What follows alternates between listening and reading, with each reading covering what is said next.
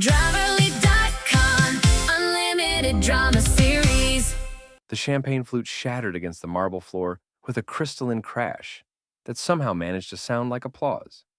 Funny how breaking things can sound so celebratory when you're the one holding the pieces. Ladies and gentlemen, my wife Sarah announced to the packed corporate dining room, her voice carrying that particular brand of smugness that comes from being daddy's little princess. I'd like to propose a toast to mediocrity. The room erupted in laughter. 200 of the city's most influential business leaders, all gathered in the gleaming 42nd floor of Morrison Industries headquarters, all watching me get publicly eviscerated by my own wife. The woman I'd supported through business school, through her father's heart attack, through every goddamn crisis that had shaped her into the corporate shark, now standing before me in her $5,000 Armani suit. I sat there in my off-the-rack blazer, nursing a whiskey that cost more than most people's car payments, and let her have her moment. After all, she'd just been crowned Executive of the Year by the Greater Boston Business Association. She deserved to celebrate, even if her idea of celebration involved using me as a human piñata. "How does it feel, David?" she continued, her emerald eyes sparkling with malicious glee. "How does it feel watching your wife succeed while you do whatever it is you do?" More laughter. Louder this time. I could see her brother-in-law Marcus at the head table, practically choking on his lobster bisque from laughing so hard. Marcus, the golden boy who'd married Sarah's sister and somehow convinced everyone he was God's gift to corporate America, despite the fact that his biggest achievement was inheriting his wife's trust fund. My father-in-law, Richard Morrison, sat at the head of the table looking uncomfortable. At least someone in this family had a conscience. The old man had built Morrison Industries from nothing, turning a small construction company into a multi-billion-dollar empire spanning real estate, manufacturing, and technology. He understood what it meant to work for something. "You know what?" I said, standing up slowly. The room gradually quieted, probably expecting me to slink away in shame. "You're absolutely right, Sarah. Teasing is fun." I reached into my jacket pocket and pulled out a manila envelope, the kind lawyers use for important documents, the kind that changes lives. "Want to hear mine?" Sarah's smile faltered just slightly. She knew that tone. It was the same one I'd used when I told her I'd figured out she was having an affair with her tennis instructor. The same one I'd used when I'd confronted her about the cocaine habit she thought she'd hidden so well. "I own 77% of Morrison Industries," I announced, my voice carrying clearly through the suddenly silent room. "And as of this moment, you're fired." The silence stretched like a taut wire. Someone's fork clinked against a plate. Outside, Boston's evening traffic hummed 42 floors below us, oblivious to the bomb I'd just detonated. Then the laughter started again. Nervous at first, then building to the same roar that had greeted Sarah's performance moments earlier. "Very funny, David," Sarah said, though her voice had lost some of its confidence. "Did you practice that in the mirror?" I opened the envelope and pulled out a stack of legal documents. Stock transfer agreements, signed and notarized. Your father transferred controlling interest to me 6 months ago. Apparently, he was tired of watching you and your mother run his life's work into the ground. The laughter died like someone had flipped a switch. Richard Morrison stood up slowly, his weathered face grave. "It's true," he said simply. "David is now the majority shareholder and CEO of Morrison Industries." Sarah's face went through several shades of pale before settling on a sickly gray-green. "Daddy, you can't be serious." "I've never been more serious about anything in my life," Richard replied. "You've spent the last 5 years treating this company like your personal piggy bank, treating your husband like dirt, and turning family dinners into episodes of Dynasty. I'm done." Marcus jumped to his feet, his face flushed with indignation and probably too much wine. "This is insane.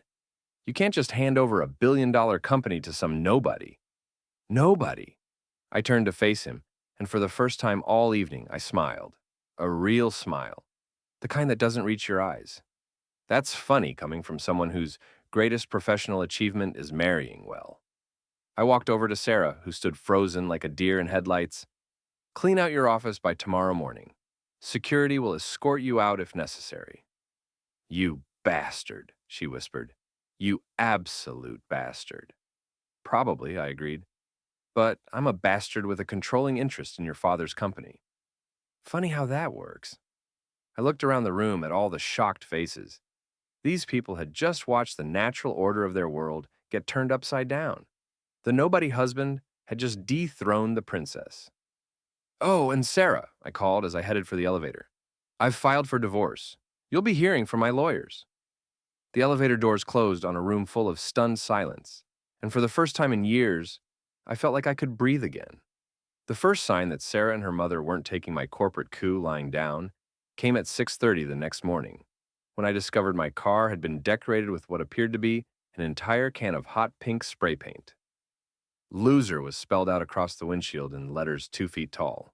I stood in the parking garage of my downtown apartment building, coffee in hand, admiring their handiwork. Subtle as a brick through a window, which was probably next on their list. My phone buzzed with a text from an unknown number. This is just the beginning, asshole. A friend. I'd have been more intimidated if the message hadn't been sent from Sarah's tennis instructor's phone. Apparently, she was outsourcing her revenge to the help. How very upper class of her. The second sign came when I arrived at Morrison Industries and found the lobby packed with reporters. Word had leaked about the ownership change, and everyone wanted to know how a nobody had managed to wrestle control of a billion-dollar company away from Boston's business royalty. Mr. Chen, called a reporter from the Boston Globe as I pushed through the crowd. How does it feel to go from zero to hero overnight? I wouldn't call it overnight, I replied, stopping at the elevator. More like a 5-year plan finally coming together. Is it true you've fired your wife? Former wife, I corrected. And yes, along with several other executives who confused nepotism with competence. The elevator doors opened and I stepped inside. As they closed, I could hear the reporters shouting more questions, but I was already thinking about the day ahead. There would be board meetings, damage control, and probably a visit from Sarah's lawyers. What I wasn't expecting was to find Sarah herself sitting in my office. She'd changed out of last night's designer gown into a sharp business suit, her blonde hair pulled back in what she probably thought was a power look. But I could see the cracks in her armor, the slight tremor in her hands, the dark circles under her eyes that makeup couldn't quite hide. We need to talk, she said without preamble. No, we don't. I walked around her to my desk, Richard's old desk, now mine. You have 10 minutes to clean out your office before security arrives. David, please. Her voice cracked slightly. We can work this out. We always do. I sat down and opened my laptop, not bothering to look at her. Like we worked out your affair with Brad? Or the way we worked out your cocaine habit? Or maybe the way we worked out you stealing $50,000 from the company Christmas fund? I paid that back. Only after I caught you. She leaned forward, her hands flat on the desk. This isn't you, David. You're not vindictive. You're not cruel. I finally looked up at her. You're right. The old David wasn't. But the old David was a sucker who let himself be walked on for 5 years. The new David owns your family's company. My father will change his mind. He's not thinking clearly. His medication is for high blood pressure, not dementia, I interrupted. He's thinking perfectly clearly. Clear enough to see what you and your mother have been doing to his legacy. Sarah's composure finally cracked. You son of a bitch. You manipulated him. You poisoned him against his own family. I didn't have to poison him against anything. He has eyes. He's watched you treat this place like your personal ATM for years. The only thing I did was offer him an alternative. My office door burst open and Sarah's mother, Patricia Morrison, swept in like an avenging angel in Chanel. Behind her trailed Marcus and what looked like half the Morrison family tree. You, Patricia pointed at me with one perfectly manicured finger. You scheming little parasite. How dare you turn my husband...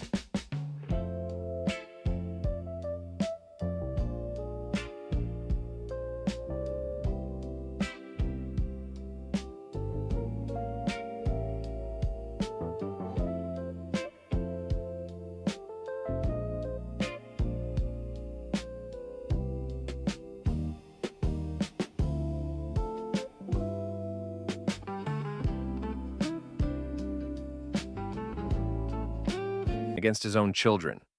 Good morning, Patricia. Marcus. I nodded to them calmly. I'm afraid you'll need to make an appointment to see me. I have a company to run. This is our company, Marcus sputtered.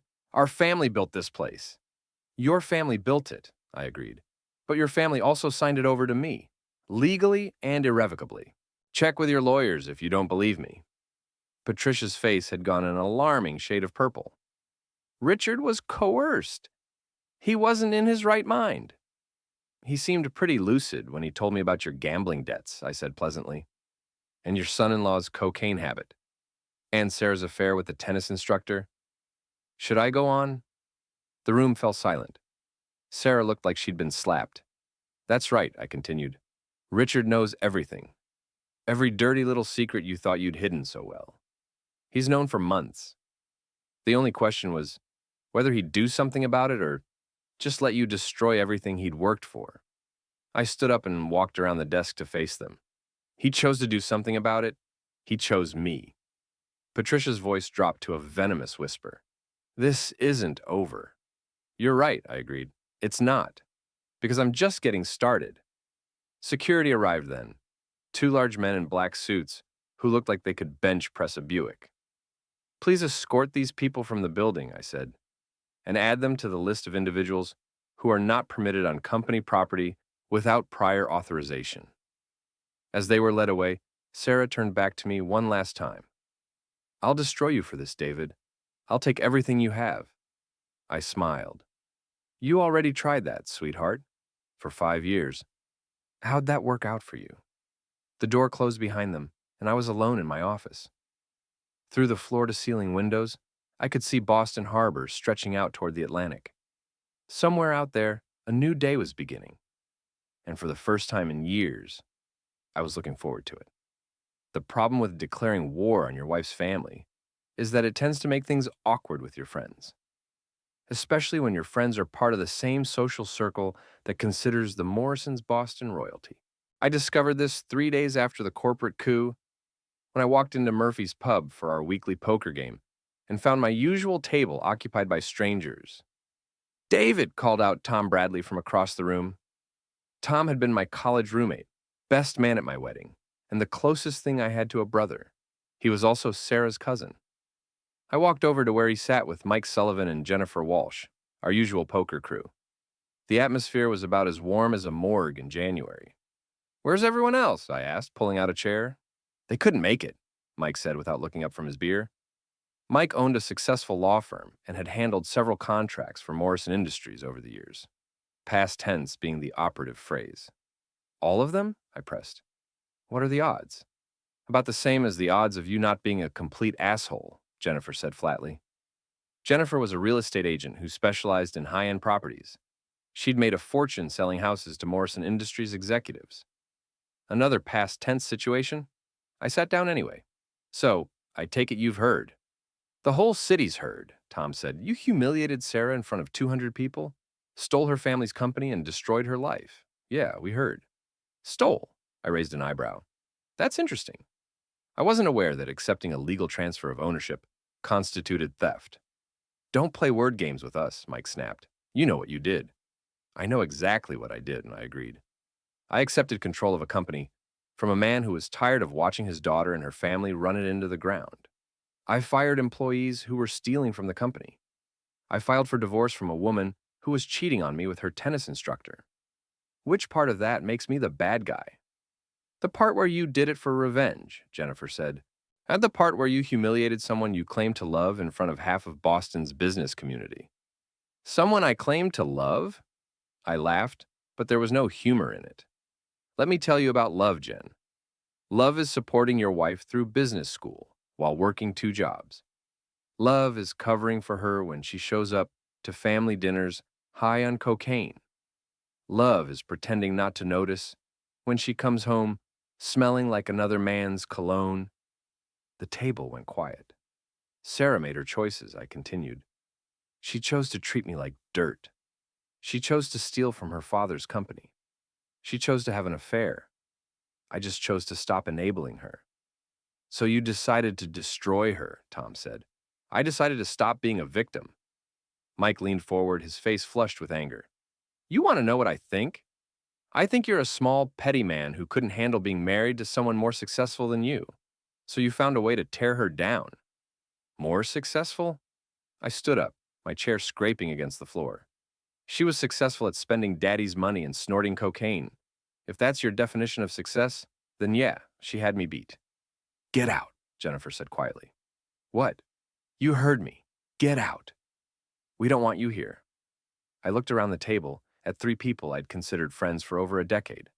Tom, who'd been my roommate at Boston University. Mike, who'd been at my bachelor party. Jennifer, who'd helped Sarah and me find our first apartment. Just like that, I asked. Just like that, Tom confirmed. Sarah's family, you're not. Not anymore. I nodded slowly. I see. So when Sarah was treating me like garbage, that was just family business. But when I fight back, suddenly I'm the monster. You didn't fight back, Mike said. You obliterated her? There's a difference. I pulled out my wallet and threw a 20 on the table. I'm for the beer, I'm not going to drink. As I walked toward the door, I heard Jennifer call after me. You know what the He texted at 2 a.m. Leave the door unlocked. You left our door unlocked for him? Once it was Watch more on Grammarly.com. really sad part is, David, we actually liked you. We thought you were a good guy. I stopped and turned back to them. You liked me because I was harmless, because I knew my place, because I never made waves or caused problems or stood up for myself. Well, guess what? The harmless David is gone. And if you can't handle the real one, that's your problem, not mine. I walked out of Murphy's pub and into the cool Boston evening. The streets were busy with people heading home from work, couples going to dinner, friends meeting for drinks, normal people living normal lives. I pulled out my phone and scrolled through my contacts. Most of them were connected to Sarah's family in some way. Business associates, social acquaintances, people I'd met at Morrison Industries events. People who would choose sides. People who would pick the Morrisons over the nobody who'd married into the family. My phone buzzed with a text message from an unknown number. Feeling lonely yet?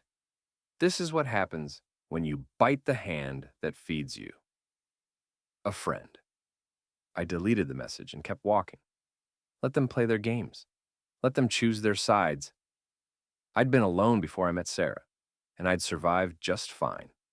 The difference was, this time, I wasn't powerless. This time, I had resources. This time, I could fight back. And I was just getting started. 2 weeks after losing my poker game, I was sitting in my office reviewing quarterly reports when my assistant buzzed me with news that would change everything. Mr. Chen, there's a gentleman here to see you. Says his name is Frank Morrison. Claims to be your father-in-law's brother. I knew Frank Morrison by reputation only. Richard's older brother, the black sheep of the family who'd been cut out of the business decades ago after some kind of falling out. I'd heard whispers about gambling debts and questionable business deals, but Richard never talked about him. Send him in. Frank Morrison was a weathered man in his 70s, with the kind of face that suggested he'd seen more than his share of trouble. He wore a cheap suit and carried a battered briefcase that looked like it had survived several wars. David Chen, he said, extending a calloused hand, I've been wanting to meet you for a long time. Mr. Morrison, what can I do for you? He sat down across from my desk and opened his briefcase. You can listen to what I have to say about my dear brother Richard and his precious family. For the next hour, Frank Morrison told me a story that made my head spin. It was a tale of betrayal, greed, and family secrets that went back 40 years. You see, Frank explained, pulling out a stack of yellowed documents, Morrison Industries wasn't built by Richard alone. We were partners, 50-50, until he decided he wanted it all for himself. The documents were old partnership agreements, loan papers, and correspondence between the brothers. According to Frank, Richard had manipulated their father's will, forged signatures, and used legal technicalities to force Frank out of the business. Why are you telling me this? I asked. Frank smiled, and it wasn't a pleasant expression. Because I've been waiting 40 years for someone to bring that sanctimonious bastard down. And you, my boy, are the perfect weapon. He pulled out another document, a legal brief that made my blood run cold. I've been building a case against Richard for decades. Fraud, embezzlement, conspiracy. I've got evidence that could put him in prison for the rest of his life. What do you want? I want my half of the company back, and I want to watch Richard's precious family empire crumble. I stared at the documents spread across my desk. If even half of what Frank was claiming was true, then Richard Morrison wasn't the honorable businessman I'd thought he was. He was a criminal who'd built his fortune on lies and betrayal. There's more, Frank continued. Your wife, Sarah? She's not Richard's biological daughter. My head snapped up. What? Patricia had an affair in the early 80s. Richard found out, but he covered it up to avoid scandal. Sarah has no legal claim to the Morrison name or fortune. The room seemed to spin around me. You can proof of this? Frank pulled out a manila envelope. DNA tests, hospital records, private investigator reports. I've got everything. I opened the envelope with trembling hands. The documents inside painted a picture of deception that went back 30 years. Patricia Morrison had been having an affair with her tennis instructor. Apparently, Sarah came by her taste in tennis pros honestly, and had passed off the resulting pregnancy as her husband's child. Why didn't Richard expose this years ago? Because he's a proud man who couldn't admit he'd been cuckolded, and because he genuinely loved Sarah, even knowing she wasn't his blood. I sat back in my chair, trying to process everything I'd just learned. What do you want me to do with this information? I want you to use it, Frank said simply. I want you to destroy them the way they destroyed me. And in return? In return, I'll make you the richest man in Boston. We'll be partners, just like Richard and I should have been. I looked at the evidence spread across my desk. DNA tests proving Sarah wasn't a Morrison. Financial records showing decades of fraud and embezzlement. Enough ammunition to destroy the entire family. I need time to think about this. Frank stood up and closed his briefcase. Don't think too long. Patricia and Sarah are planning something big. My sources tell me they're meeting with lawyers, private investigators, maybe even some unsavory characters who specialize in making problems disappear. After he left, I sat alone in my office staring out at Boston Harbor. The sun was setting, painting the sky in shades of orange and red. It would have been beautiful if I hadn't felt like my world was collapsing around me. My phone rang. It was Richard. David, we need to talk. Can you come to the house tonight? Of course. Is everything all right? There was a long pause. No, nothing is all right. I'll explain when you get here. I hung up the phone and gathered Frank's documents. Whatever Richard wanted to discuss, I had a feeling it was going to be a conversation that changed everything. The war was about to begin in earnest. Richard Morrison's mansion sat on 10 acres of prime real estate in Brookline, a testament to 4 decades of business success. As I pulled through the iron gates, I couldn't help but think about Frank's accusations. Had all of this been built on a foundation of lies? I found Richard in his study, a wood-paneled room lined with first edition books and family photographs. He looked older than I'd ever seen him, his face drawn and his hands shaking slightly as he poured himself a scotch. Drink? He offered. I'll pass. You said we needed to talk. Richard settled into his leather chair with a heavy sigh. Patricia and Sarah came to see me today. They're planning to contest the ownership transfer. They claim I was coerced, that I wasn't of sound mind when I signed the documents. Were you coerced? He looked at me sharply. What kind of question is that? The kind that needs an answer. Your brother Frank paid me a visit today. The color drained from Richard's face. Frank? What did he want? I pulled out the documents Frank had given me and spread them across Richard's desk. He wants his half of Morrison Industries back, and he's got some very interesting evidence about how you built your empire. Richard stared at the papers without touching them. So he finally decided to play his hand. Then it's true? You forced him out of the business? It's complicated. Uncomplicated. Richard drained his scotch and poured another. Frank was my partner, yes, but he was also a drunk and a gambler who was bleeding the company dry. I had a choice. Let him destroy everything we'd built or find a way to save it. By stealing his half of the company. By protecting our employees and our clients from his reckless decisions. Richard's voice grew stronger. Frank would have bankrupted us within 5 years. I did what I had to do. And Sarah? Is she really your daughter? The question hung in the air like a sword. Richard closed his eyes and seemed to age 10 years in as many seconds. You know about that too. Frank has DNA tests, hospital records, everything. Patricia made a mistake, Richard said quietly. We were going through a rough patch in our marriage. She had an affair. When she got pregnant, she swore the child was mine. But you knew better. I suspected. But by the time I had proof, Sarah was 5 years old and calling me daddy. What was I supposed to do? Abandon her because of her mother's sins? I felt a stab of sympathy for the old man, but I pushed it aside. You could have told the truth. And destroyed an innocent child's life? No. I raised Sarah as my own daughter because that's what fathers do. Biology be damned. The study door burst open, and Sarah stormed in, her face flushed with anger.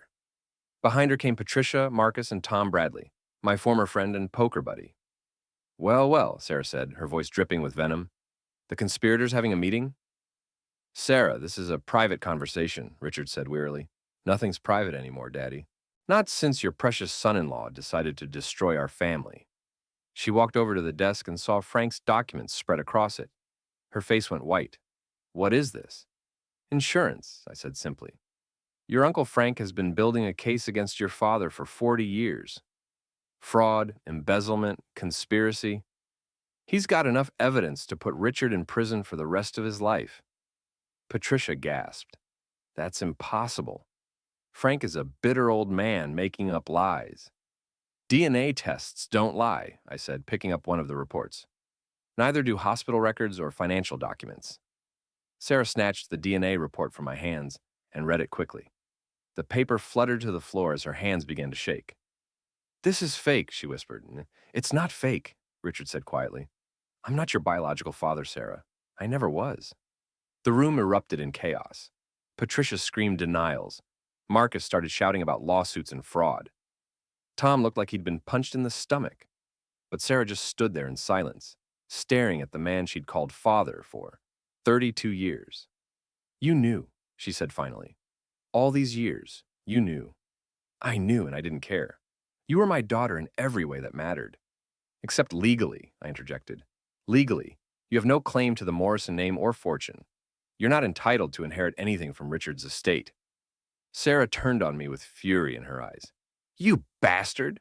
You planned this. You've been working with Frank to destroy us. Actually, I just met Frank today. But I have to admit, his timing is impeccable. Marcus stepped forward, his face red with rage. You think you're so smart, don't you? You think you've won? I think I've leveled the playing field, I replied calmly. We'll see about that. Marcus pulled out his phone and made a call. It's time. Do it now. Within minutes, my own phone was buzzing with calls from reporters, business associates, and lawyers. The story was breaking across every media outlet in Boston. David Chen, the nobody who'd stolen Morrison Industries, was himself a fraud. Anonymous sources were claiming I'd forged documents, bribed officials, and manipulated a sick old man. Enjoy your victory while it lasts, Sarah said with a cold smile. By tomorrow morning, you'll be facing criminal charges. I looked around the room at their triumphant faces. Tom, my former friend, was actually smiling. These people I'd once considered family were trying to destroy me with the lies and fabricated evidence. You know what? I said, standing up and straightening my tie. You're right. I did plan this. Not the part about Frank, that was just lucky timing. But everything else, I've been planning it for months. I walked over to Richard's safe, which I knew the combination to from years of handling his personal affairs. Inside were more documents. Real ones this time. Recorded conversations between Sarah and her tennis instructor, discussing how to steal money from the company Christmas fund. Financial records showing Patricia's gambling debts, which she paid off with company money. Video footage of Marcus snorting cocaine in his office. I spread the new documents across the desk. Oh, and my personal favorite, Sarah's plan to have me killed in what would look like a mugging gone wrong. The room fell silent. That's right, I continued. I've been recording everything for months, every threat, every scheme, every illegal activity. You want to play dirty? Let's play dirty. I pulled out my phone and showed them a video of Sarah meeting with a man in a parking garage, handing him an envelope of cash. His name is Vincent Torino. He's a professional killer, and he's already talking to the FBI in exchange for a reduced sentence. Sarah's face had gone completely white. That's not... I never, you never what? Never tried to have your husband murdered for his life insurance money? The FBI has the whole thing on tape, sweetheart. Patricia collapsed into a chair, her face in her hands. Marcus looked like he was going to be sick. Tom was backing toward the door. So here's how this is going to work, I said, my voice deadly calm. You're going to withdraw your legal challenges to the ownership transfer. You're going to disappear quietly and never bother Richard or me again. And in return, I won't turn this evidence over to the authorities. And if we refuse? Marcus asked weakly. I smiled. Then you'll all be sharing a cell block with Vincent Torino. And trust me, he's not happy about being betrayed by his employer. The silence stretched for what felt like an eternity. Finally, Sarah spoke, her voice barely a whisper. You've destroyed everything. Our family, our business, our lives. I hope you're happy. I'm not happy, I said honestly, but I'm not a victim anymore. And that's enough. One by one, they filed out of the study, leaving me alone with Richard. The old man looked broken, defeated. I'm sorry, he said quietly. I never wanted it to come to this. Neither did I replied. But they made their choices. What happens now? I gathered up the documents and put them back in the safe. Now we run the company the way it should be run. Honestly, ethically. The way you originally intended. Richard nodded slowly. And Frank? Frank gets what he's owed. It's time to make things right. As I left the mansion, I could see Sarah and her family huddled together on the front steps, their faces illuminated by the glow of their phones as they tried to manage the crisis they'd created. I drove away without looking back. Tomorrow would bring new challenges, new battles to fight, but tonight, for the first time in years, I felt like I could finally breathe. The war was over, and I had won.